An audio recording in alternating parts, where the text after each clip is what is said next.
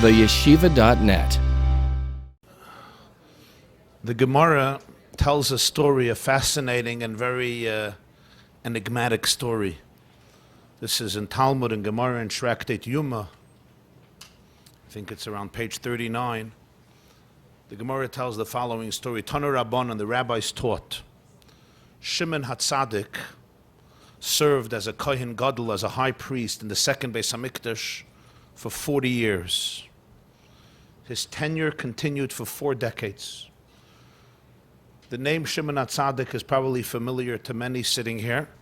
He's mentioned at the beginning of Pirkei Avos, chapter 1.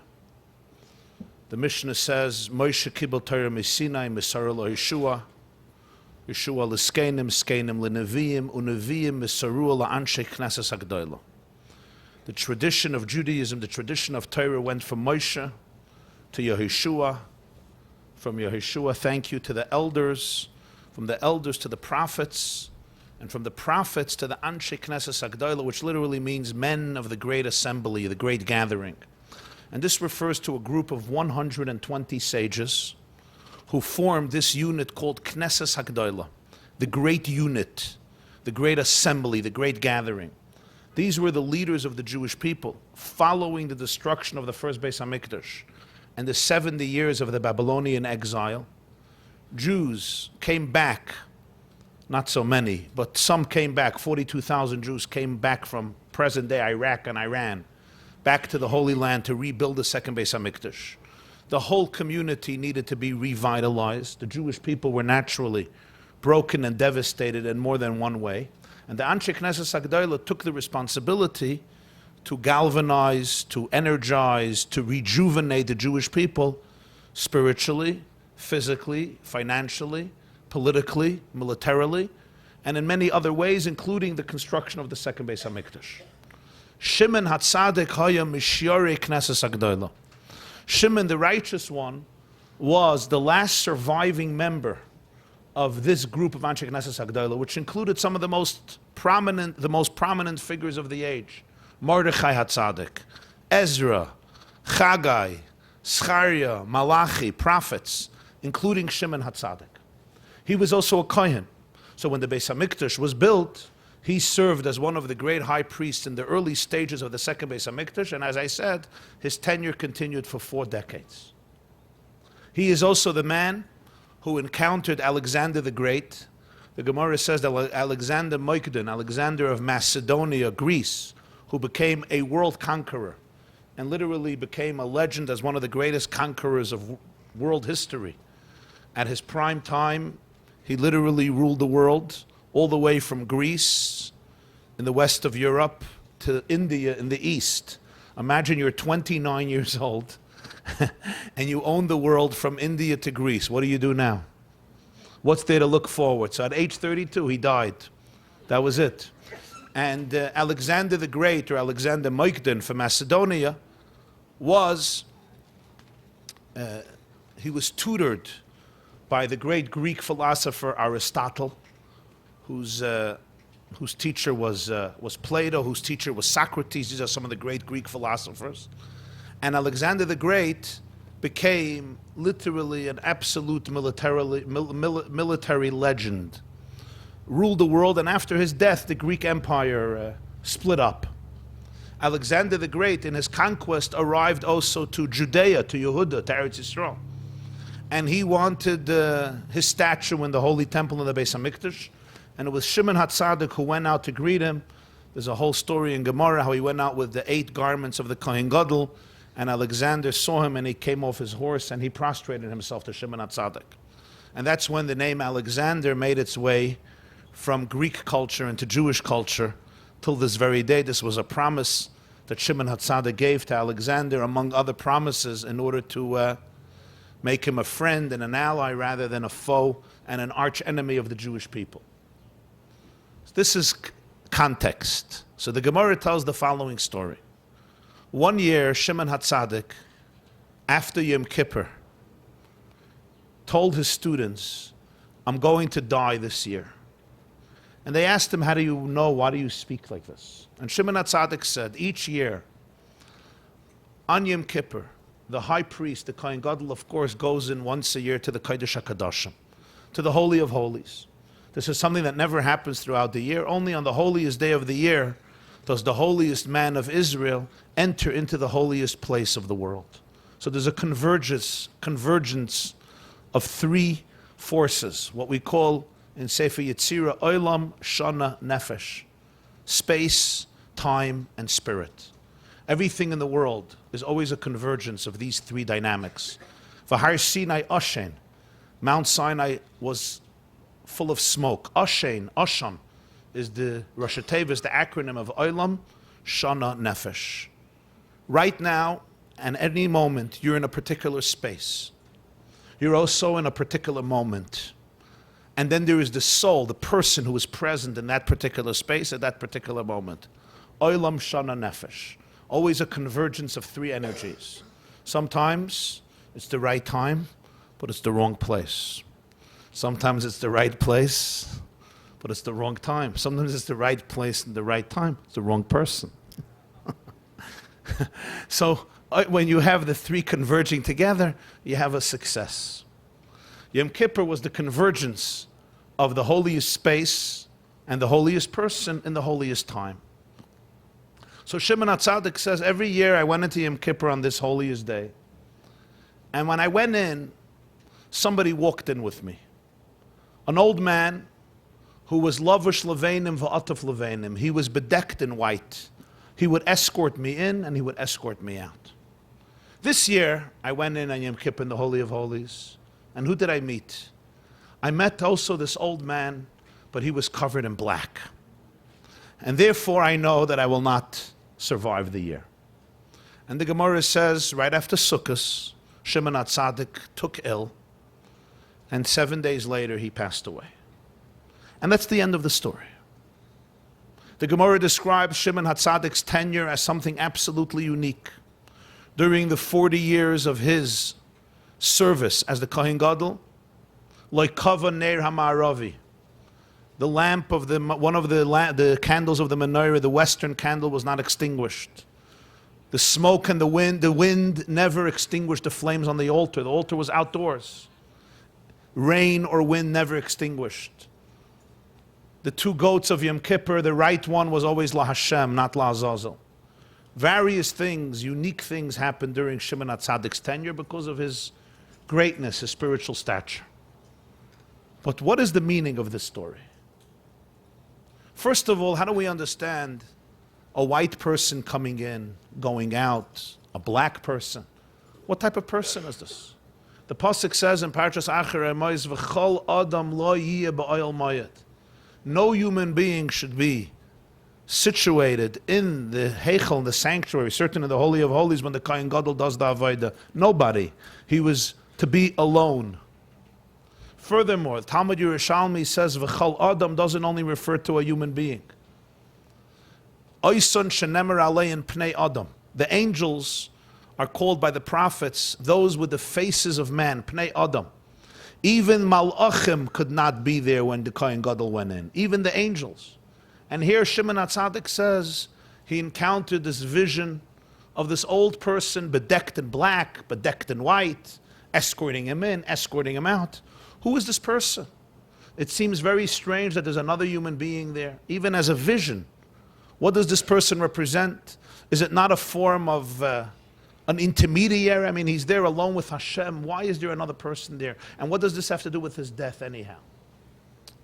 That's the story that the Gemara gives us, but it leaves us in suspense to understand what is its message, what is its meaning. So I'm going to change the subject.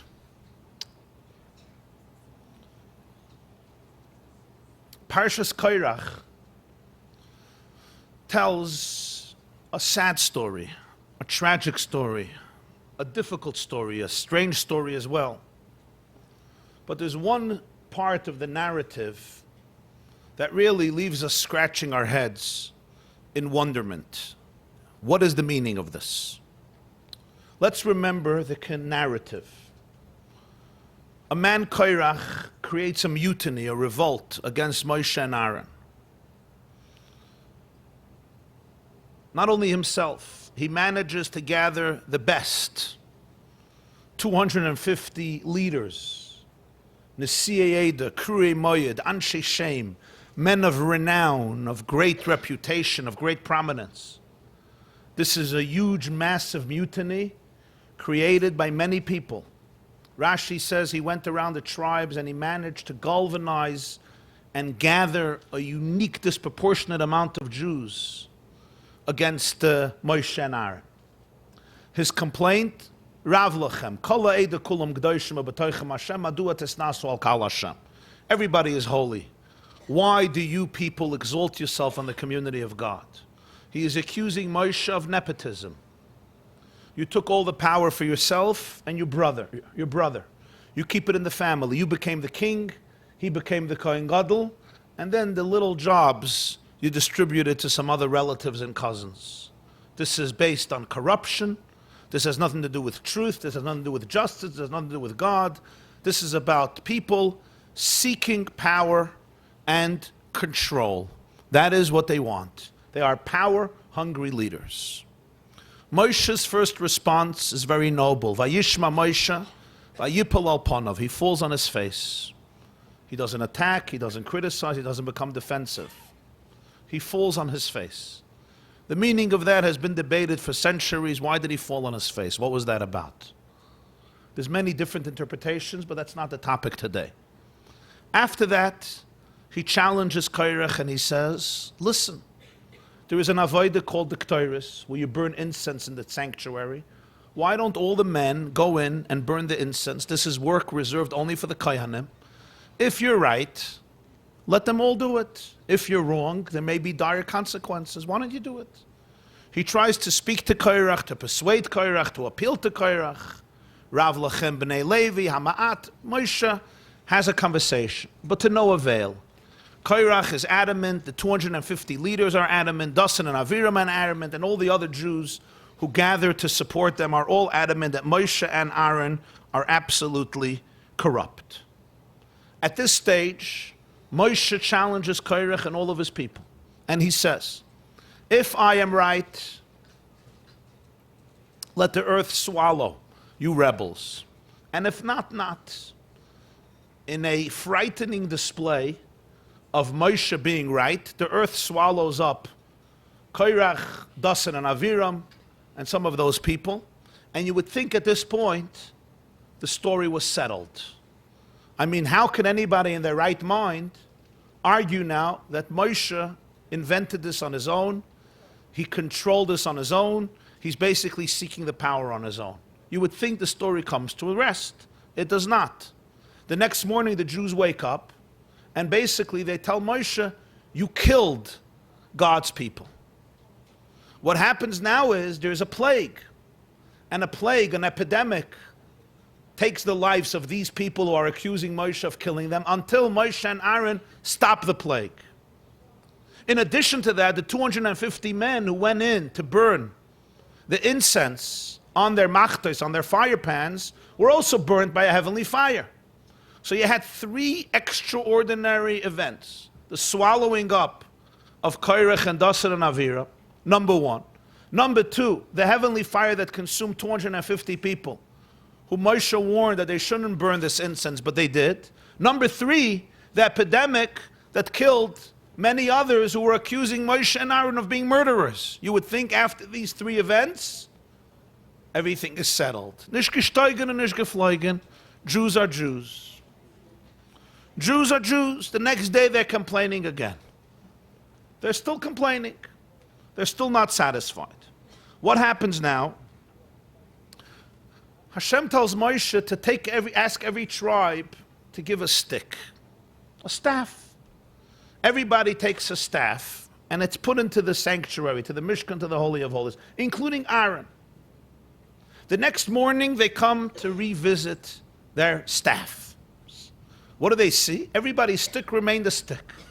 Aaron's stick blossomed.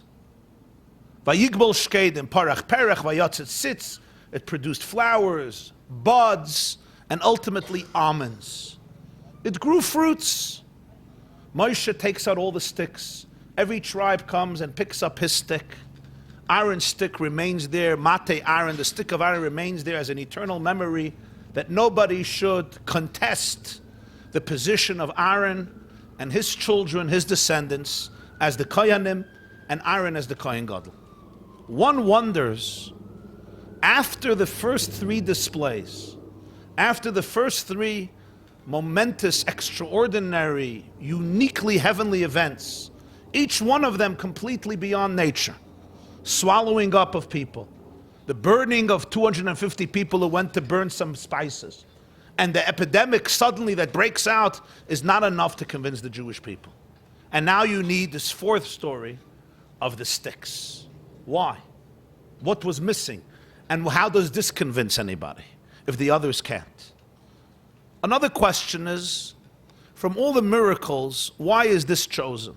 At different occasions in Chumash, different stories happen. Is there a connection between the miracle and the concept you're trying to convey? Or it's almost like God says, okay, let me take out this trick out of my hat box. Okay, now we're going to do this game. Now we're going to do this trick. Vasep is this miracle of sticks blossoming. I mean, he could have done a lot of things. He chooses this unique situation, unique story that Aaron's stick should blossom. How is that going to convince us? Is it just a miracle? He could have done anything. A lot of unique, supernatural things to do in this world. Why is it this that is chosen in order to demonstrate the priesthood of Aaron? So, on one level, we have to understand that when he chooses a certain nace, a certain miracle, there is a symbolism in it. There's a certain message that is connected to the story. It's not just incidental.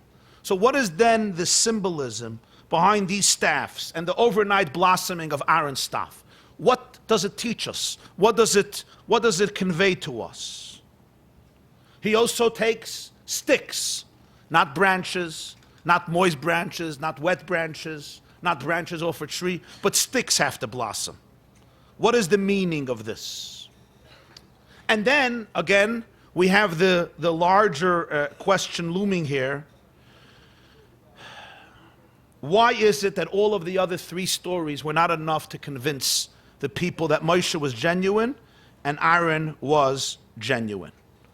What was still missing? Why has the case not been closed? The explanation is as follows. The miracle of the sticks did not come to prove who was the high priest. It did not come to prove that Aaron was not given this position because Moshe wanted his brother in power, because he wanted to keep it in the family. That has already been authenticated by three former events.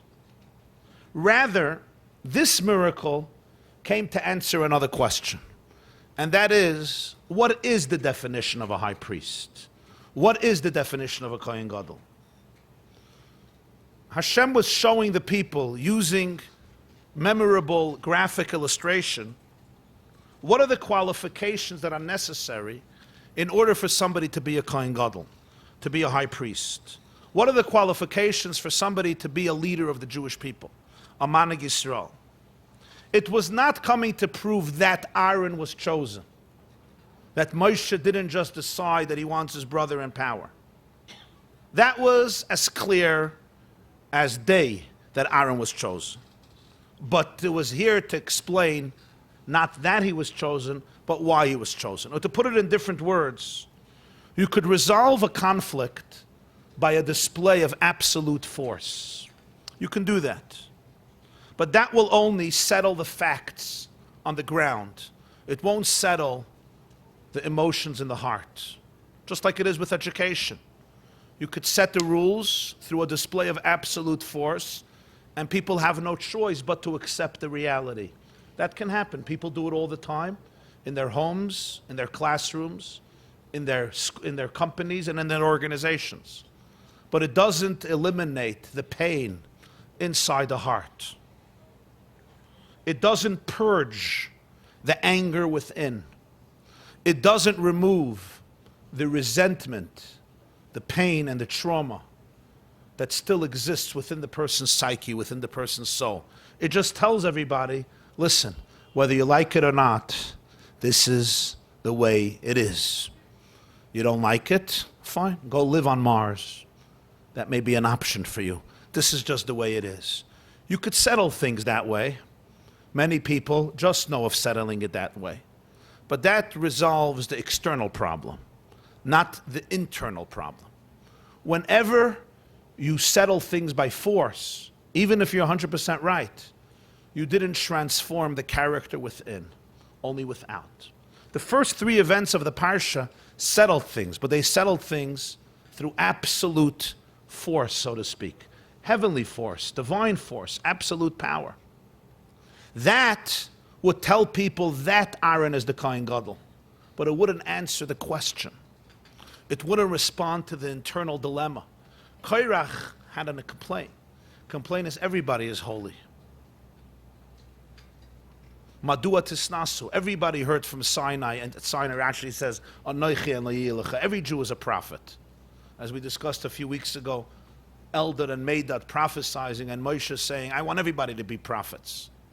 What it didn't solve, what it did not deal with is answering that question, responding to that dilemma. So therefore, it wasn't enough to prove that Aaron was the chosen Kohen Gadol, and we threaten anybody who tries to oppose this with death in one way or another. It was necessary at this point for the Rebbeinu Shalom, for Hashem to explain why he was chosen to be the Kohen Gadol. The miracle with the staff served this need, and that's why it was necessary after all of the previous events. What is a staff? What is a stick? What is a mata? In Hebrew, there are two words that are associated with each other, but they're very different. One is a mata, and the second is a shevet. A shevet is a scepter, or a branch. A mata is a stick. The Jewish people have both names. We're called Shvatim. The 12 sons of Yaakov were called Shvatim, which is usually translated as tribes. But really, Shvatim doesn't mean tribes. Shvatim means branches, scepters. And the reason they're called branches is because there's one tree, and 12 branches come from the same tree. Yaakov was one father who fathered 12 sons, 12 Shvatim. But there's another word that they are referred to sometimes. Vayidaber Moshe el Roshei HaMatos. Matos Bnei Yisrael. The sticks of the Jewish people. They're called also sticks. Why are we sometimes called Shvatim? Our forefathers are sometimes called Shvatim and sometimes called Matos. There's a big difference between a shevet and a mata. What is the difference? A stick also comes from a tree. A wooden staff used to be a branch that was once connected to the tree. But that's only in the good old days.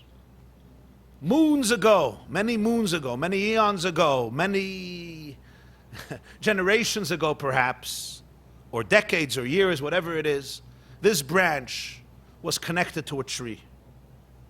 But now it's become disconnected.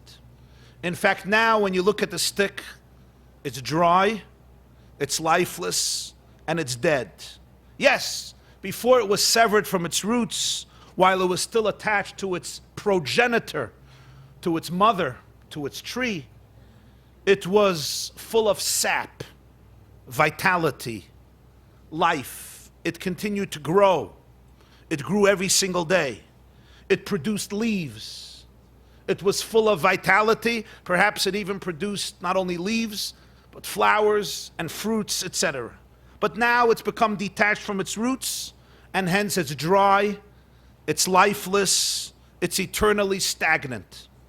In fact, that's why it could serve as a stick.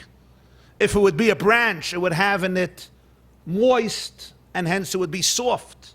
You couldn't hike with it. You couldn't use it as a cane.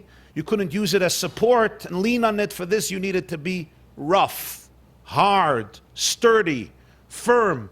For this, it can't be full of sap and vitality, which would make it flexible and therefore not reliable to lean on. What makes it a mata is that at this point, it's frozen, it's numb, it's lifeless, it's, so to speak, dead.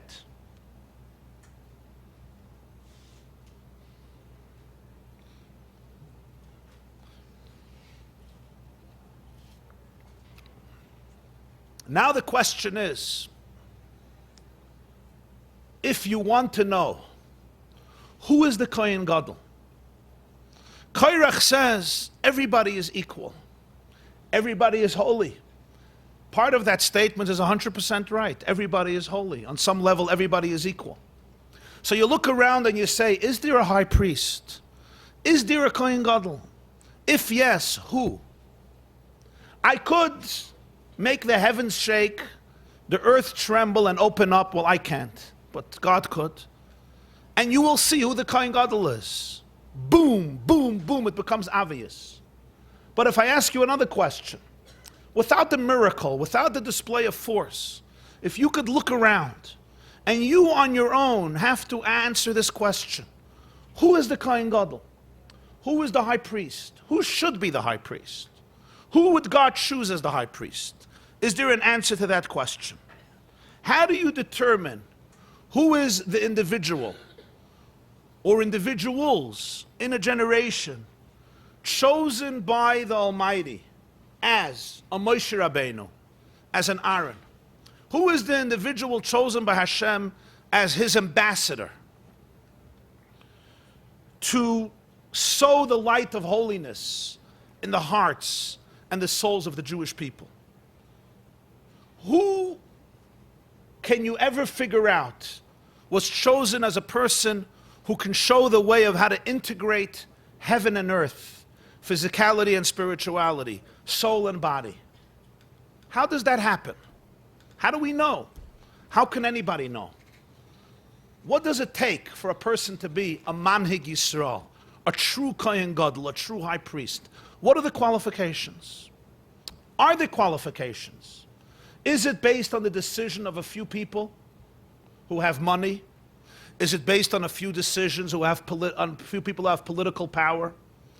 Is it based on people who follow a particular way, a particular route that pleases the majority, and therefore they're suitable to be the leaders because they satisfy the whims, moods, and appetites of most people, or they satisfy the whims of people who have some type of power, whatever that power is, and therefore they can define and say, this is the Kohen Gadol, this is the Gadol, this is the Manhig Yisrael. Is that how it works?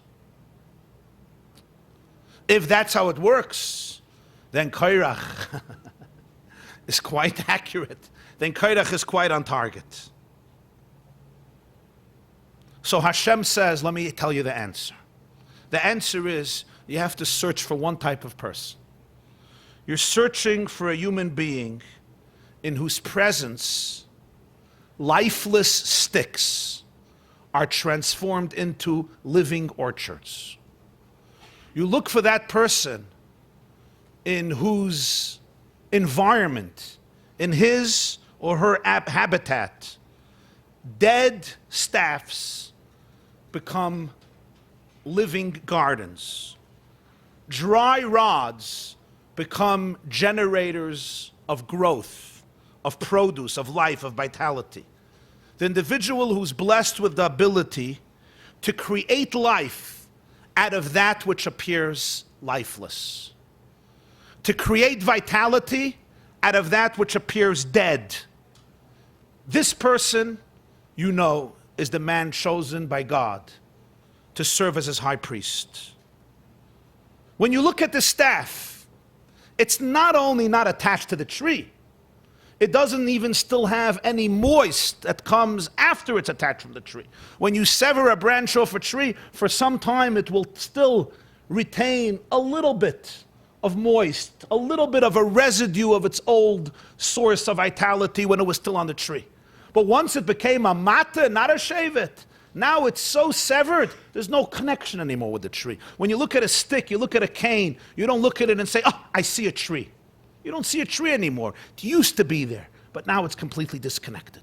It lost all semblance of life, of vitality, of connection.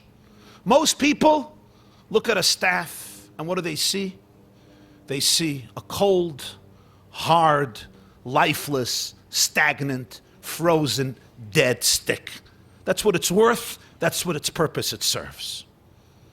And that's why it's very hard. It's very harsh. not easy to penetrate.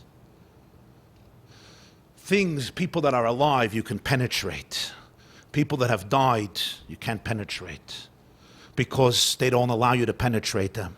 Because they're afraid that you may remind them of what life looks like. But they chose the path of death. And death means I can't penetrate. There's nothing to penetrate.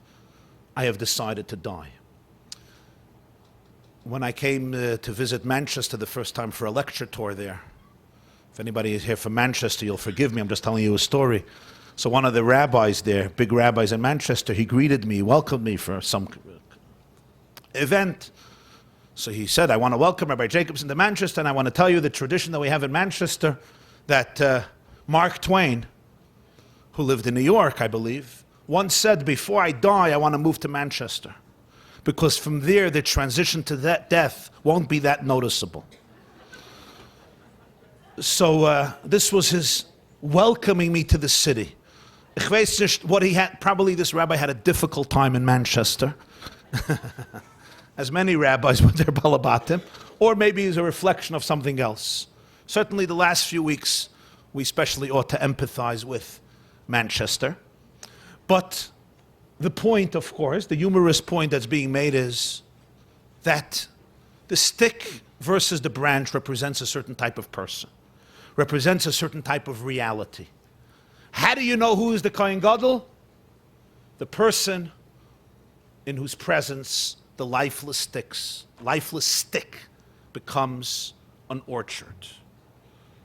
So in each generation, Chazal say, there is a Kohen Gadol. There is the Kohen Gadol serving in the Beis HaMikdash, and then there is a spiritual Kohen Gadol. Famous Medrash in Bereshis Rabbah, Perek Nun Vav, Ein lecha dor she'ein bo k'Moshe. Every generation has somebody like Moshe. The Zohar says it's Pashtusa de Moshe b'chol dora v'dora. The extension of Moshe exists in every single generation. This is true about Moshe Rabbeinu. It's also true about the Kohen Gadol.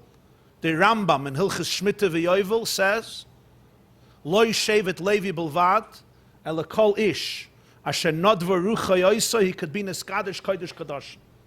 The role of the holiness of the holy is not reserved only to a particular person. It's reserved also spiritually to a person in every generation or in any generation, whether he's a kohen or not, who represents that.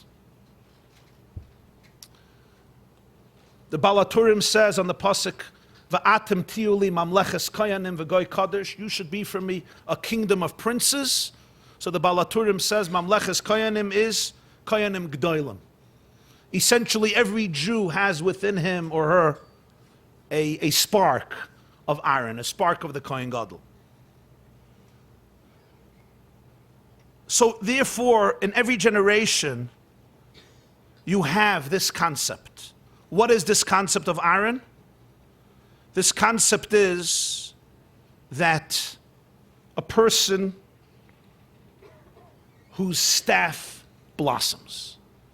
V'hinei porach mate Aaron. The staff of Aaron blossoms. The person in whose hand a lifeless stick becomes a beautiful garden, and you have a Kohen Gadol. That's how you know God chose a person. That's the Sivan. You look around, and where everybody sees lifelessness, one person sees potential for growth. People, everybody sees death, hopelessness, despair. But Aaron says, no, this will become a living garden. A generation. People look at the generation and they say, there's nothing here. It's detached from the tree. There's nobody home. Used to be, the good old days, used to be. This is a generation just, we don't even know what's going to happen with it. Maybe a good guy, but he's no Aaron. He's no Kohen Gadol. Kohen Gadol looks at a stick and always sees life. This is true individually, and it's true collectively. Come back to Shimon Hatzadik. Shimon Hatzadik was a high priest. He represented the glorious Anshe Knesset HaGedolah. He was still a survivor, what do they say, from Far de Krieg, yeah? From before the war. He still remembered the other side of the Atlantic Ocean, not just as a little kid, as an adult. Shimon Hatzadik represented a glorious past. He still remembered Nevi'im. Esther Soizman HaNavuah. Esther was the end of prophecy. Shimon Hatzadik remembered that age, but it was the end of it. But he still plowed through. He was a Kohen Gadol, but sometimes he wanted to give up. Sometimes he would look at a generation and say, it's not dark yet, but it's getting there. Shimon Hatzadik saw Hellenism being born. He saw Alexander the Great conquering the world. He knew who Alexander was. And the truth is, the events of Hanukkah were a direct result of what happened with Alexander the Great's conquest, because Hellenism was introduced into the Holy Land, and even though Alexander gave the Jews autonomy, but generations later, ultimately, Antiochus, the Greek Syrian emperor in Syria, decided to decimate the last remnants of Jewish life, if not for the handful of Hashmonaim who revolted not only against the Greeks, but also against most of their brothers and sisters who were Hellenized. Shimon Hatzadik saw this. He knew that his tenure is precious and glorious, but he saw a new generation developing. And Shimon Hatzadik would ask himself, in my days, the Neir HaMa'aravi, the western lamp, is not extinguished, but after my demise will it be extinguished? And then once a year, he would go in Yom Kippur to the Holy of Holies. And when you go in Yom Kippur to the Holy of Holies, it's not only entering into a physical space, it's entering into a mental space, a spiritual space. Kodesh HaKadoshim exists in the Mishkan, in the Beis HaMikdash. It also exists in the heart. He went into the Holy of Holies of himself. He went into the Holy of Holies of the world. He went into the Holy of Holies of the Jewish people. And suddenly he saw an old man. And the old man was bedecked in white. This old person represents, it's not a person who was there, but it represents to him, to Shimon Hatzadik, Knesset Yisrael, the Jewish people. And all he could see is whiteness, brightness, luminescence. And when he came out of the Holy of Holies, he entered a new year with new vigor, with new hope, with new promise. True, maybe before he went into the Holy of Holies, there were doubts, there were shadows that cast uncertainty in his soul and his mind. But when he went into the Kodesh HaKadoshim of the Jewish neshama, of the Jewish soul, he was reassured. He came out full of hope, full of confidence, full of optimism. He saw the whiteness of his people. He saw the brightness, the light, the glory. And then one year he went in Yom Kippur to the Holy of Holies, and all he could see is blackness. All he could see is darkness. All he could see is the absence of light. And he comes out and he tells his students, I will not live any longer. This year is my last year. And they say, how do you know? And he says, because I saw blackness in the Holy of Holies. What was Shimon Hatzadik telling them? And one interpretation that has been presented was this. Shimon Hatzadik was conveying this message to them. For me to serve as a high priest, for me to be a Kohen Gadol, for me to be able to be a Rebbe of the Jewish people, a Manig Yisrael, for me to be able to continue to hold my finger on the pulse of the souls of the Jewish people, there is always one condition, and that is that I always see their whiteness. But this Yom Kippur, I saw their blackness. And that means that I have to evacuate my seat and give it to somebody else. It means that I cannot serve anymore this generation. It's not my role. It's not my mission. Somebody else has to take over. If you are going to be a Kohen Gadol, if you are going to be a true leader of Klal Yisrael, this is always the prerequisite. You have to be able to identify the whiteness, the purity, the light, the potential, the glory. If all you could say when you come out of the Holy of Holies is, heintige Kinder, heintige Kinder, wenn ich bin gewesen in Yeshiva, when I was, when your father was here, you know what he looked like? And look at you. If my only message is, it's dark and it's getting darker. That's my message. And that's the end of my message. It's a waste of time. All these kids, a waste of time. A whole generation, nobody to deal with. It's the worst of the worst that we ever had. It's almost irrelevant if you're right or wrong. It's not even relevant. The Kohen Gadol, you're not. You're not. If you in the Pchin of Aaron, then you would look at a stick and everyone says, dead, no life here. And suddenly, it turns into a garden. Basi legani achaisi kala is how Hashem describes his entry into the sanctuary. I came back to my garden. He calls the earth, the planet, our planet, a garden. Most people call our planet a jungle. A jungle, yeah. Right? Did you ever have that teacher who came in and said, this is not a class of human beings. It's a class of chayas, of animals. You all belong in a stable. Right? If you didn't close the door of the class, where were you raised? What would they say? Where were you raised? Huh? On a bus? On a farm? In a corral? Horses leave the corral and they also don't close the door behind them. I once had a teacher who told us, he said, I'm greater than the Maharal of Prague. Maharal had 1 goylem and I have 19 goylems. And furthermore, the Maharal's goylem couldn't speak and my 19 goylems speak. You look at this stick, it's dead, with nothing to it. It's a lifeless staff. What do you do with it? Nothing. You let it rot. At best, you use it to lean on it. That's what you do, because you know it's not moving anywhere. It's not budging. This stick is not going to surprise you. That's the point of a stick. It won't surprise you. If your stick surprises you and you need it as a cane, it's not good. The point of a cane is it's guaranteed not to grow. That's exactly what you need it for. That's what a cane is good for. I need it as a support. I could lean on it and it's not going to budge. Living creatures move. They grow. They're flexible. They expand. They change. They alternate. Aaron HaKohen looks at a lifeless stick. He sees a garden. You look at our planet and you can always say 2 things.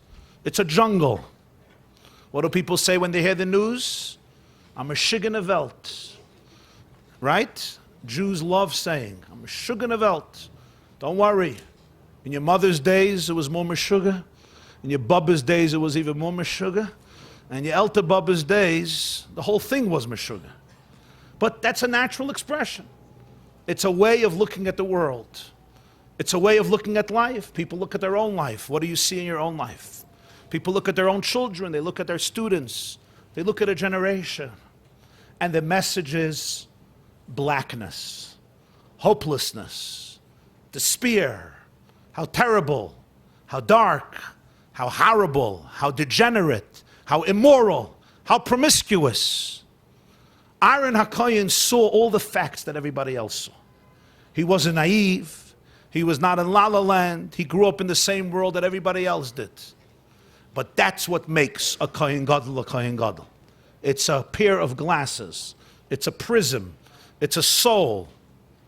It's a soul that is sensitive to a certain dimension of every soul that it encounters. And where other people see death, it sees the potentiality for life. Its language is a different language. The Kohen Gadol opens his mouth, you hear different words.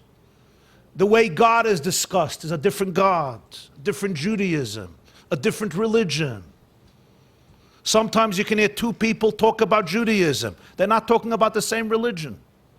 One, you hear darkness, negativity, despair, pessimism, negative energy. You shrivel up and you walk away like, why am I part of this? I'm part of it out of fear. I'm part of it out of dread. I'm part of it out of habit. I'm part of it because where do you want me to go at age 49? What should I do with my life?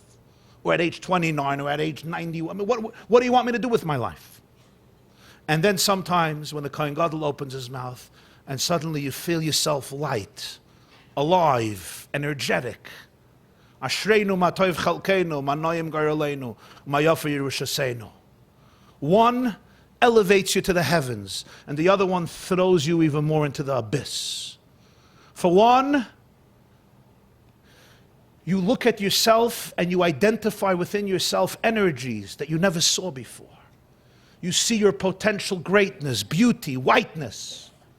And for the other person, even if you missed some of your stains, he made sure to identify them. Even if you missed some of your demons, skeletons, ghosts, problems, this person makes sure to crystallize exactly what exists there. They say a story. The Baal HaTanya had a student, his name was Reb Shmuel Munkus. Generally, the Baal Shem Tov did not tolerate Magidim, preachers. In those days, there were preachers who would go from city to city, and they used to scare the living daylights out of Jews. And they would get paid for it. They would give Musar, and Jews would cry and supposedly repent.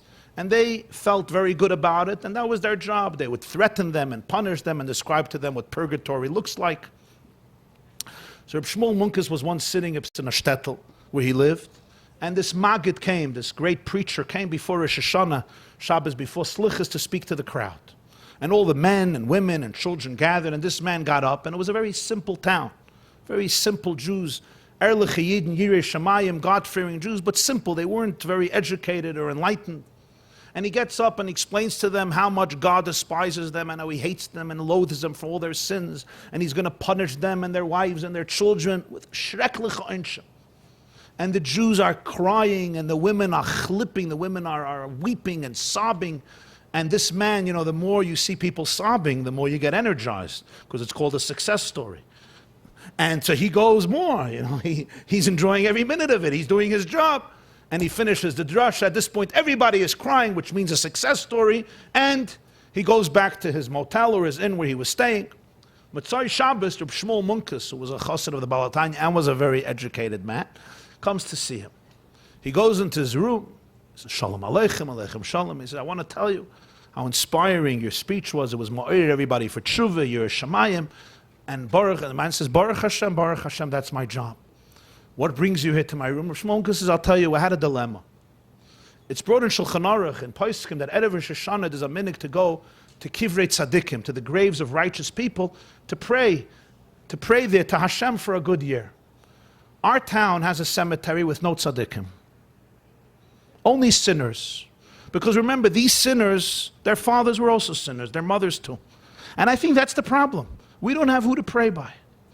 So we need in our cemetery a tzaddik, a permanent tzaddik, where we could pray forever and do tshuva and have all good things. He says, okay, that's a serious problem. So how can I help you? He says, well, after hearing your words today, I am convinced that I will never find a greater tzaddik than you. So he says, okay, so I mean, that's true, I'm a tzaddik. And therefore, I believe that you should be here in the cemetery. He says, I mean, I don't live here. I mean, what do you want? So Reb Shmuel Munkus says, it's Rosh Hashanah is coming. We need a place, Erev Rosh Hashanah. Wouldn't it be a great schus for our community to have you in our cemetery? And he takes out from his bosom a chalaf, a shchitta knife. He takes off, and he puts on his kapota and his gartel, and he says, L'shem yichud. And he gets close, and he says, and therefore I decided to shecht you and bury you here in the cemetery. The man says, B'smashuga? Lo yisirtzach, you're not allowed to murder a person. He says, it's worth it for me to do one sin, even if it's a grave sin. Especially I heard today, anyway, what a great sinner I am, that for generations, Jews will have a tzaddik in their midst. I'll burn anyway in purgatory, but let them have a tzaddik, and maybe that can cleanse the city. So get ready, let's get ready for the shchita. And he gets close, and he puts the knife, he picks up the knife, and at this point the man is terrified. He says, Bis Meshuga? He says, I'm not Meshuga, I'm very serious. He has no choice. He looks at Reb Shmuel and he says, Ich bin nicht das tzaddik. I'm not such a tzaddik.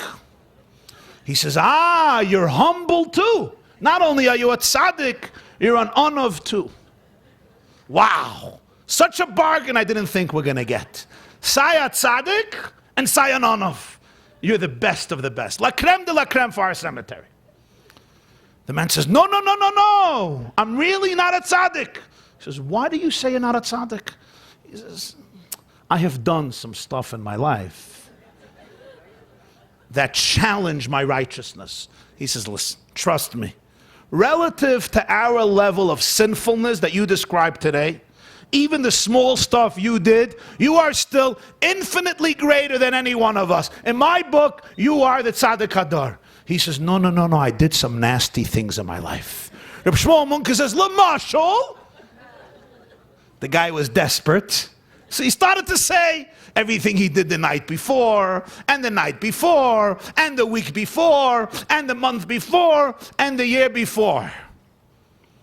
And when he finished, Reb Shmuel looked at him and he said, so how in the world do you have the chutzpah, the audacity, to stand up here in front of good, holy, God-fearing Jews, chastise them, rebuke them, crush them, denigrate them, mock them in your cynicism when you know how corrupt and how dark you are? The Maggid never forgot this lesson. But how did Reb Shmuel Munkus know this? Not because he was a prophet. Because if this man would have been a Kohen Gadol, a shtickle Kohen Gadol, he would have heard whiteness coming out of his mouth. Not naivete, but light, promise, hope, belief in people, based on belief in God. Reb Tzadok HaKohen writes in Sitkas HaTzadik, Hashem shetzarech ha'adam lahamen ba'Hashem yizborech, kach tzarech acher kach lahamen ba'atzmai. Just like a person believes in God, he has to believe in himself or herself. It's the same thing. If I believe in Hashem, it means I believe that I'm not a mistake. If I believe in Hashem, it means I believe that my birth was Him saying I matter. If I believe in Hashem, it means I believe that my life has true purpose, has true potential. To write off a person, to dismiss a person off the radar, to dismiss a generation and to say, nebach, nebach, nebach, that we live in this generation, the worst of the worst, the lowest of the low, all types of addictions, all types of problems. And trust me, everybody who knows anything that's going on can give you a list of problems, and the list will not end. The list will not end. But there are three types of people who look at that list. One person looks at that list and criticizes. Another person looks at that list, they're already on a higher level, and they sigh. Oy, Ribono Shel Olam, Ribono Shel Olam. Gott soll euch sitten. Oy vavoy, oy vavoy, oy, oy, oy, oy. That's already a higher madrega. Both are not Kohanim Gedolim. Both are not Rebbes of a generation. A Kohen Gadol sees the same list, but where others see despair, pessimism, alienation, apathy, he or she sees the springboard for unprecedented life and growth by identifying the God-given potential in every generation, in every milieu, in every challenge, and in every person. They say that the Chinese survived 5,000 years because you know how their languages work? Their languages are with characters. The same character that they have for the word crisis, they also have for the word opportunity. That's why they're around 5,000 years. In Lashon Kodesh, in Hebrew, it's much better. The word we have for a breakdown, anybody knows? Mashber. What is the meaning of mashber? Another meaning? A birthing stool. A birthing stool. The birthing stool where the woman would sit to give birth.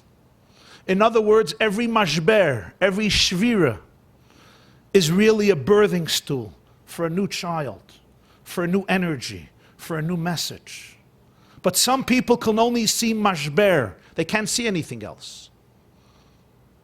All they could see is the pangs associated with a person or the mother before birth. They don't see a child. Thank God, the mother carrying the child sees not only pangs, but knows what's behind those pangs. It doesn't mean the pangs are easy. I shouldn't be talking about this in this room, right? Sounds a little ridiculous. I'm telling you, it's not so easy, right? From my many life experiences. But but the mother understands that there is what we call chevlei leida, pangs of birth. Mashber is also a birthing stool. Aaron saw a stick, and he saw it's lifeless. But what he saw here was, he had his eyes on a garden. One condition, the stick has to go into the Holy of Holies. The stick has to be placed in an environment, around an area, around people, around an energy, around a spirit, which has a perspective of Kodesh HaKadoshim. And over there, the mashber becomes a birthing stool. Over there, crisis is not just an obstacle. It's not just a stumbling block. It's not even only a challenge, which is also great when crisis is a challenge. It's not only an opportunity, it's an opportunity for creating life. It's an opportunity for creating something new that you couldn't get to without it. You couldn't have this child without it. It's not like, oh, we could have done without it and it would have been good. Now that we have it, let's turn it into a blessing. No, there is a unique blessing that comes only from this. And that's what Yaakov Avinu understood.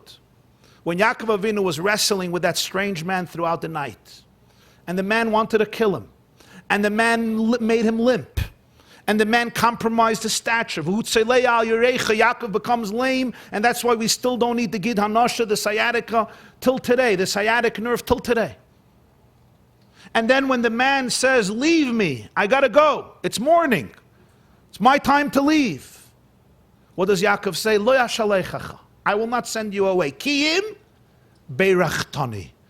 Unless you give me a bracha, you give me a blessing. And I ask you, somebody attacks you in a dark alley in the middle of the night when you're alone, and they try to kill you, and they cause you to become lame. And finally they're about to leave. You say, wait, I need a bracha. Really? You need a blessing? Call 911. Punch them in the face. What are you asking them for a blessing? But Yaakov Avinu was conveying an eternal message. And the message was this: the fact that I wrestled you was something created in my life. It was difficult. You tried to kill me, you tried to defeat me, and you made me lame. You dislocated a particular part of my body, which compromises my stature. Now you're about to leave me. I can't just let you go. I will not let you go until I become blessed through you. Because if I wouldn't become blessed through you, what was the point? If the whole point of wrestling you was just to get back to the place I was there before, then I never had to meet you. I could have not met you and just be in a fine place. Why did I have to encounter adversity? Why did I have to encounter pain? Why did I have to encounter this challenge? Lo yashalechecha. I will not let you go until I do not feel blessed from you. Until I do not come out from you wiser, deeper, stronger, more powerful, more blessed. That was Yaakov's approach. And when Rabbi Akiva, the Gemara says about Rabbi Akiva, that he saw, Hashem told Moshe about Rabbi Akiva, Al kol koitz v'koitz asid lidresh tilei tilim shel halachas. On every koitz, koitz is a euphemism, it's the word used for the tagim, they're called tagim. If you ever saw Sefer Torah, there are 7 letters, and on top of them, you ever saw there are little lines, little zions. They're very strange. And Moshe asked Hashem, what are these for? So the Gemara says in Menachos 29, God said there's going to be a Jew, Akiva ben Yosef. Each one of those lines, each one of those koitzim, they look like little thorns. He's going to use as a catalyst to build mountains of halach. The word that's used is a koitz. Koitz is a thorn. Because those little lines look like thorns, but they also represent thorns. Rabbi Akiva lived in the darkest period of Jewish history till the Holocaust. The Roman decimation of Jerusalem, the second Beis HaMikdash, the second Commonwealth, and the subsequent exile, till the Holocaust was the worst period of catastrophe for the Jewish people. That was Rabbi Akiva's generation, and he was the shepherd. He was the captain of the ship in waters that were not just turbulent. It was a tsunami. Nobody thought the ship will survive. Nobody thought. In fact, the Gemara tells a story in Maseches Yevamis that one of the great sages, one of the great rabbis saw Rabbi Yeshua come into the yeshiva.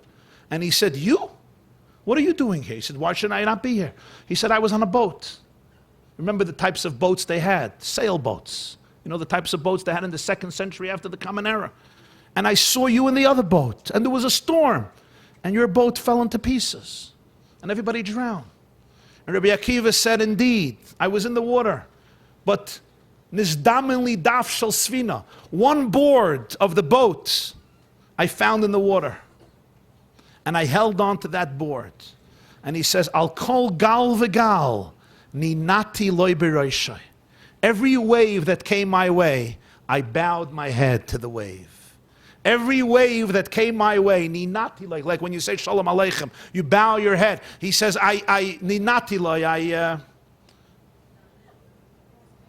I greeted the wave with my head as I held onto this tablet until the tide took me out of the Mediterranean and I'm here. This was what Rabbi Akiva said. Ninati loy b'roshai. Great surfers explain that the secret of navigating turbulent waters is you ride the waves. The wave takes me up and I go up. Sometimes the wave takes me down and I go down. I don't tell the wave, I'm going to fight you. Yaakov Avinu understood lo yashalecha chakiyim beirachtoni. There is some message here. There is some energy I'm trying to find. There is a message you're trying to tell me. There is a place of myself that you're going to help me discover. Yes, it would have been easier without it. But somehow there's a certain dimension of self that I could never discover without you. Doesn't turn you into a saint. Doesn't mean I shouldn't call 911 or punch you in the face. Somebody comes to kill you, you have to kill them first. What it does mean is that the fact that you were brought into my life means that there's something here for me to discover that I could have not discovered, and without this challenge I would have never discovered it. It's not an easy way to live always, but it's a real way to live. So Rabbi Akiva, ninati loy b'roshai. I greeted the wave. I welcomed the wave. I know the wave is my enemy. Rabbi Akiva didn't know the wave was an enemy, but that's how he survived. But he didn't survive. He thrived. Al kol kites v'kites. Every thorn with which the Romans perforated the Jewish body and the Jewish soul, what did Rabbi Akiva do? He built tilei tilim shel halaches. He used it as a springboard to build mounds of halacha. This approach of Rabbi Akiva represents, Akiva is the same letters that Yaakov. Yaakov is Oisis Akiva. Because Akiva was a Gilgul of Yaakov. I will not send you away until you do not bless me. It happens to be, I mentioned Rabbi Akiva lived in a very dark period till the Holocaust. But then there was the greatest tragedy to have struck the people of the covenant, the Jewish people, following which and during which the Jewish people truly appeared like a lifeless staff, and even less than a lifeless staff. In 1945, at the end of the Second World War, spring 1945, what was left of 6 million Jews were mounds and mounds and mounds and mounds of ashes. And often even that was not left. The ashes were buried or scattered. If you go to Treblinka, the Russians liberated it before the SS managed to get rid of all the ashes. You still have a huge mound of ashes in which you could see small bones inside that mound of ashes. It left a nation crushed beyond words, and it seemed to many to be lifeless beyond hope. Never had Judaism's everlasting light come closer to being extinguished as it did during those 6 dark, hellish years from 1939 through 1945. The Holocaust destroyed the core of Jewish life. Not the peripheral of Jewish life, the core of Jewish life. Men, women, and children who were the most vibrant, animated, intellectually, emotionally productive and active of the Jewish people. An entire world went up in smoke, literally. Even today, 70 years later, I tell you, we are clueless about what happened. because nobody can imagine what 6 million means. We know 5, we know 10. Did you ever see 6 million people? Did you ever see 100,000 people? How many people ever saw 500,000 people together? Most people a whole lifetime never see so many people. 6 million, for us, it's a number. It's a number. The Yamach Shemoy, as Stalin once said, Joseph Stalin once said, he said, 1 death is a tragedy. 1 million is a statistic. This is how the communist dictator spoke, and he understood this very well. He decimated 50 million. Between him and Hitler, 100 million souls were snuffed out in the modern 20th century of Jewish life. What happened next will one day be told as one of the great acts of reconstruction in the history of mankind.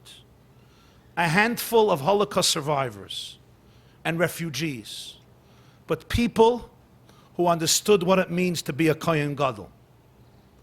People who understood what it means to be a high priest, set about their life to rebuild on new soil the world that they saw go up in smoke. They refused to yield to despair. They refused to surrender to hopelessness. They refused to come to terms by saying the glory is a thing of the past. The light is behind us. The future, God will have to do something. There's nothing for us to do. Let's go to sleep. They refused to cultivate that attitude. Instead, the singular message was, Hitler brought endless death into the world, and therefore we will bring endless life back into the world. Today is 70 years after that. A little more, 72 years after that. Naturally, we live, thank God, in a very different era, in a very different milieu. We have our challenges, we have our crises, we have our pain, we have our trauma. Things that are spoken about and things that are not spoken about, which are sometimes even more painful. Each generation has its own challenges. And yet, we often hear people who are supposed to be coming out of Holy of Holies. And we gather to hear them. And all we can hear is, I went in and I saw blackness. And all I can see is more blackness. I'm sure their intentions are noble. I'm sure their spirits are aching. I'm sure their hearts are in tremendous pain over a lot they see. But I'm also sure that they were not chosen by God to lead a generation. Because people who are chosen by God to lead a generation, not to live in an attic and connect, not to live in an ivory tower and give mussar, but people who are supposed to be the ambassadors of God to the Jewish people. It's not because they're arrogant, it's not because they're superior, it's not because it's a family business. There's nothing like that in them. It's because where everybody sees ashes, they see embers. And where everybody sees embers, they see potential bonfires. You know what embers are?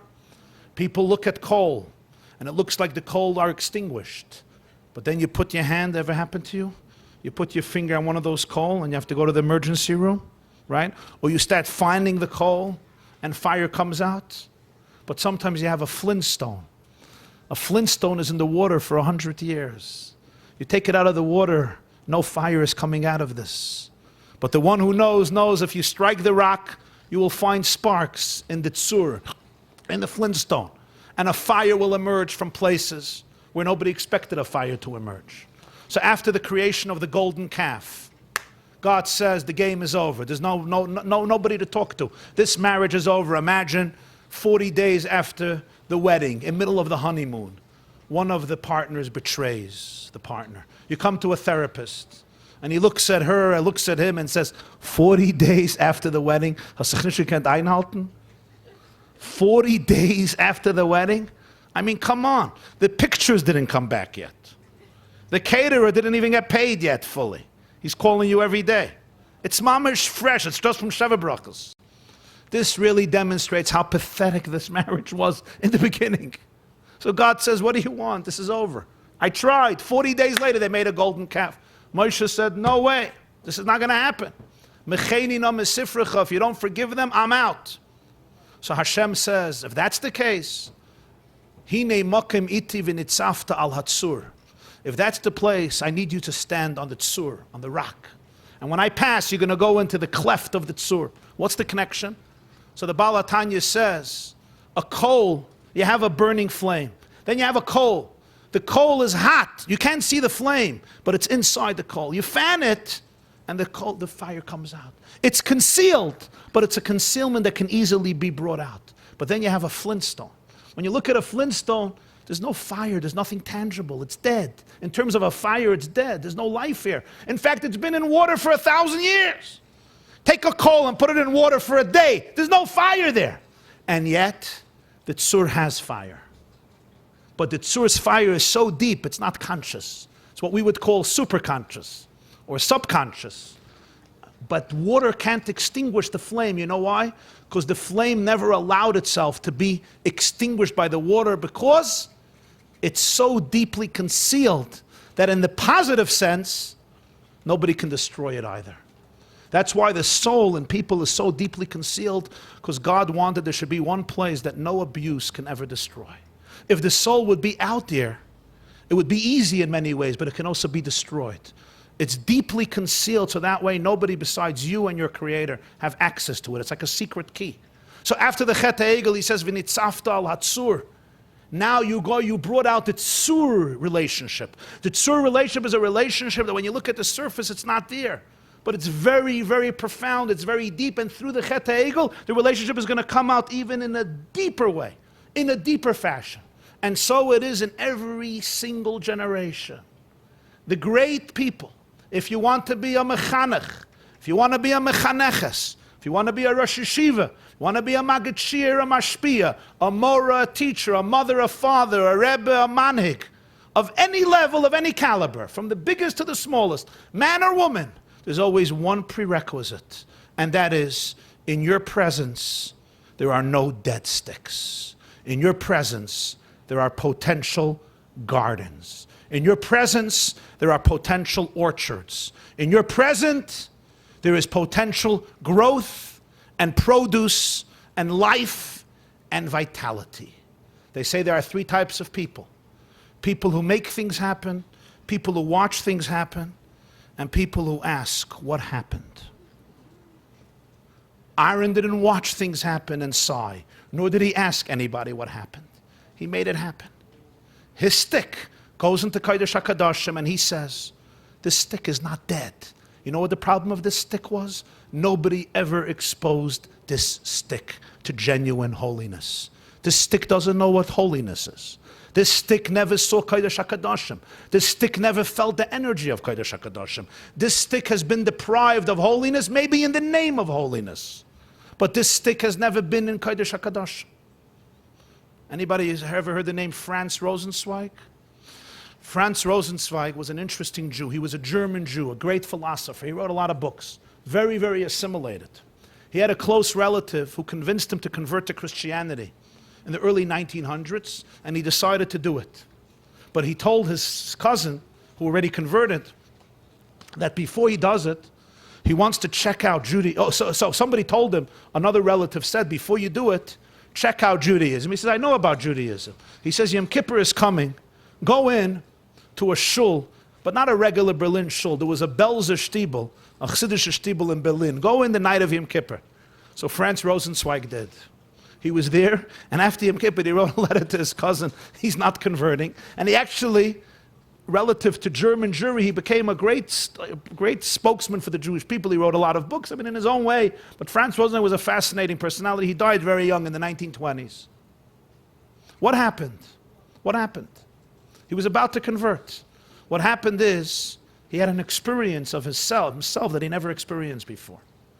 Something touched him. He went into Kodesh HaKadoshim. And therefore, the stick was not anymore a lifeless stick. It was a living stick. He couldn't leave it anymore. He was exposed to something. He saw something, he observed something. Aaron said, don't call the stick dead. The stick has never been in a space that allowed it to see its own Kodesh HaKadoshim, its own Holy of Holies. That is the sign of a Kohen Gadol. I'm going to conclude with a story that I heard from the person who knew the story firsthand. It left a very deep impression on me. I heard the story from one of the secretaries of the Lubavitcher Rebbe, whose name is Rabbi Yehuda Krinsky. He said it was 1973. Those of you who know about sculptures, there was a very, very famous Israeli Jewish sculptor by the name of Yaakov Lipschitz, who was a legendary sculptor, extremely talented, ingenious, and successful. And he suddenly died. In 72 or 73, he was on a trip and he suddenly died. He was a young man. His wife, who was a widow, came to visit the Lubavitcher Rebbe in the aftermath of her husband's sudden death.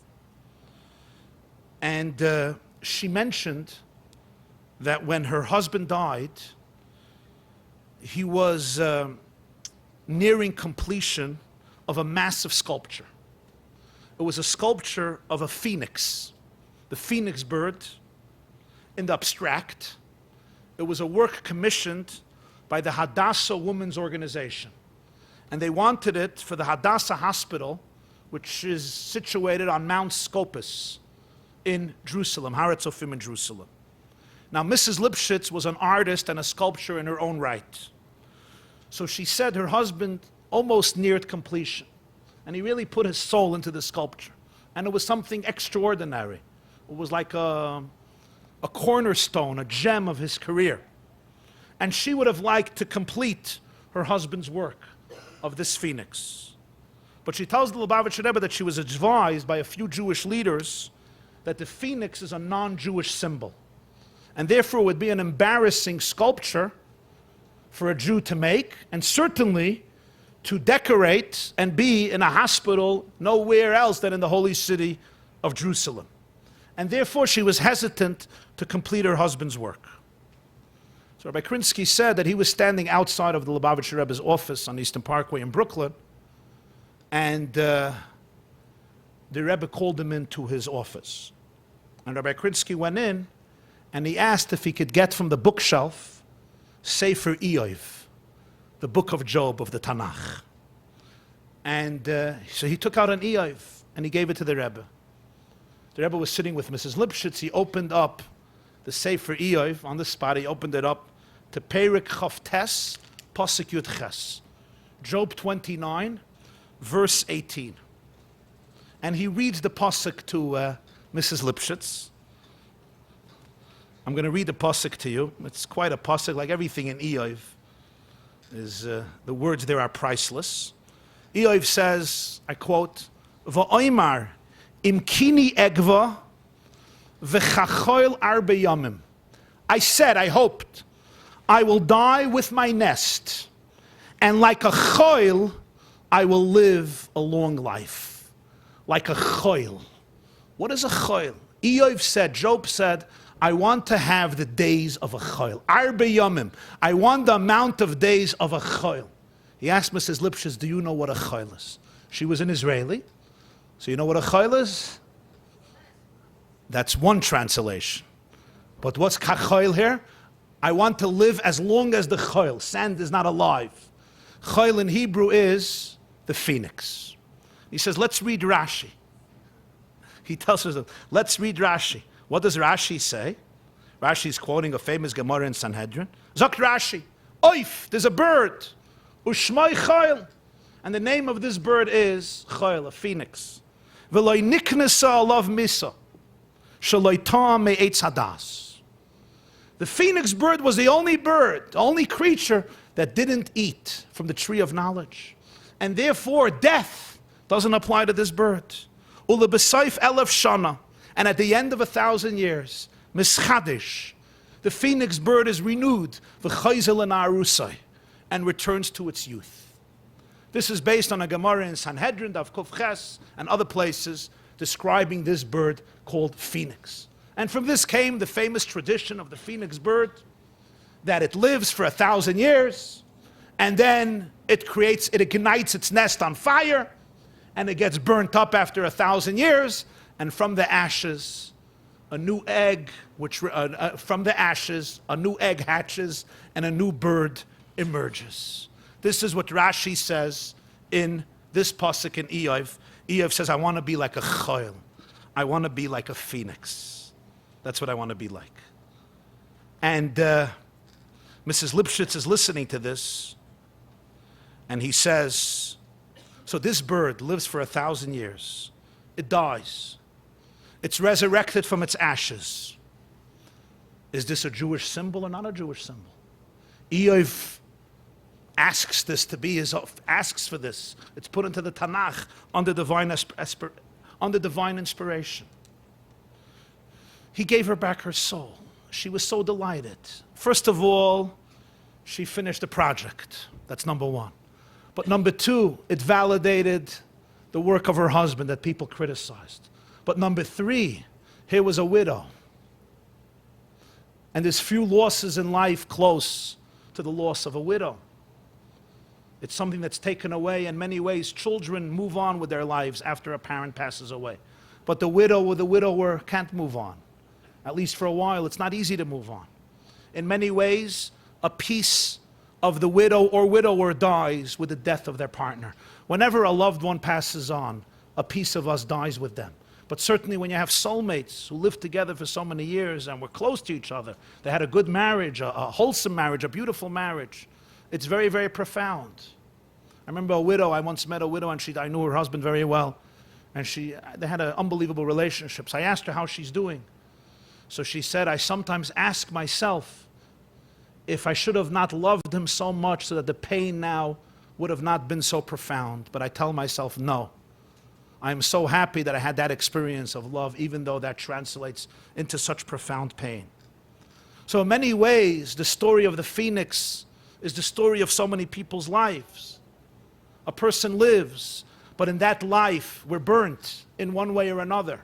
We're hurt. And the message of Eov is, Eov himself was cut down terribly. Eov himself should have given up. But he said, Chachoil arba yamim. There's no such a thing as, I live and I die. Every mashber creates a new birthing stool. Every kites, tile tilim shalalachas. Lo yashalechacha kiyim beirachtani. So, in many ways, is this not the story of the Jewish people? They were ashes. We were ashes, literally.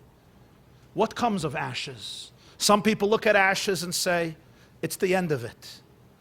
Aaron HaKohen looks at ashes and says, a new bird will emerge. And the bird will soar. And the bird will soar to unprecedented heights. It will reach heights that it never reached before. It will reach such powerful heights that it couldn't have even imagined such heights. That is the miracle of the blossoming staff that the Kohen Gadol allows every person he or she comes in contact with to create in their own life. Have a wonderful week. This class is brought to you by theyeshiva.net. Please help us continue the classes. Make even a small contribution at www.theyeshiva.net/donate.